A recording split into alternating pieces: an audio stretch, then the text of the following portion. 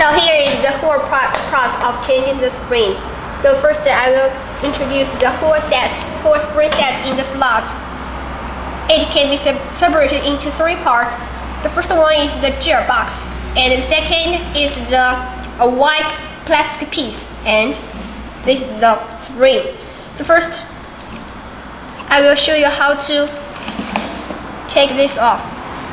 Press this and then take the gearbox off. And second, try to like this. Okay, out. So this is the original one. I will change the new one. I will show you.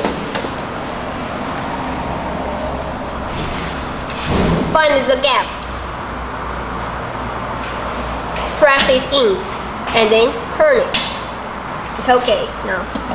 Find this here is a hole. Put this into the hole.